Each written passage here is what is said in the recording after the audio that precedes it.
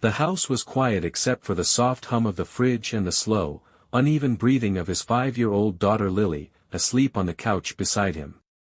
She had cried herself out after asking a question Ethan never knew how to answer. "Does Mommy miss us too?" After Lily fell asleep, Ethan sat there staring at his phone, thumb hovering, heart aching in a way that never seemed to dull. His ex-wife's name still sat near the top of his messages, untouched for months. Without thinking, driven by habit and grief more than intention, he typed 3 words. "I miss you." He hit send before realizing his mistake. The name at the top of the screen was not his ex-wife's. It was Victoria Hale, his CEO. Ethan froze. His stomach dropped. Victoria Hale was known throughout the company and beyond as brilliant, distant, and unapproachable. She ran the tech firm with precision and silence, rarely speaking unless necessary. She had never used emojis. She barely used first names. Ethan scrambled to type an apology, but before he could, the screen lit up. Seen. He swallowed hard. No reply came. Not that night. Not the next morning. Ethan spent the entire commute to work rehearsing explanations he would never use. He told himself she would ignore it. She probably received hundreds of messages a day. But when he stepped into the lobby, something felt different. Victoria Hale stood near the elevators, coat draped over her arm, eyes fixed on him. "Ethan," she said calmly. "Walk with me." Middle. They moved side by side through the hallway. Her heels echoed. His heart pounded. "I owe you an apology," Ethan blurted out. "That message was not meant for you. I am so sorry. It was late and I was tired and She stopped walking. He stopped too. She turned to face him, her expression unreadable, but her eyes held something softer than he had ever seen. "Say it again," she whispered. Ethan blinked. "I'm sorry." "The message," she said. "Say it again." He felt ridiculous, embarrassed, but something in her voice made him obey. "I miss you," he said quietly. For a moment, the powerful CEO simply stood there.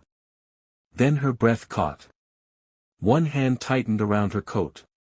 "No one has said that to me in years," she said. They stood in silence until she straightened and nodded once. "Come to my office after lunch." The rest of the morning passed in a blur. When Ethan finally sat across from her in her office, the walls of glass suddenly felt too exposed for a conversation this intimate. She surprised him by speaking first. "My husband died 3 years ago," she said. "Everyone around me treats it like a closed chapter. Something polite not to mention." Ethan nodded. "My wife left 2 years ago. She said she needed space. She never came back." Victoria looked at him then, really looked at him, as if seeing him for the first time. "That message," she said, "it was a mistake. But it was honest." Ethan felt his chest tighten. "It was meant for someone who doesn't miss me back." She almost smiled. Over the next weeks, things changed in small ways. Victoria asked about Lily. She started eating lunch in the shared cafeteria instead of her office. Ethan noticed how tired she looked sometimes, how lonely. One evening, Lily's babysitter cancelled last minute. Ethan panicked, ready to call in sick, but Victoria surprised him again. "Bring her," she said simply. Lily spent the evening coloring in Victoria's office while the 2 adults worked quietly. At one point, Lily looked up and said, "You look sad, but nice." Victoria laughed softly, a sound Ethan had never heard before. That night, after Lily fell asleep in the back seat, Victoria walked Ethan to his car. "You miss someone," she said. "Yes," he admitted. "So do I," she said. "Maybe that is why it found me." End. Months passed. There were no dramatic confessions, no rushed romance. Just shared coffee. Honest conversations. Quiet understanding. One night, after a long day, Ethan sat in his kitchen again. Lily was asleep in her room this time, safe and peaceful. His phone buzzed. A message from Victoria. "I miss you." He smiled, warmth spreading through him. He typed back without hesitation. "I miss you too." The next day, they walked into work side by side. Not as CEO and employee. Not as people hiding their wounds.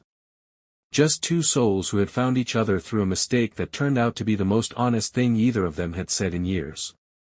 And this time, neither of them whispered.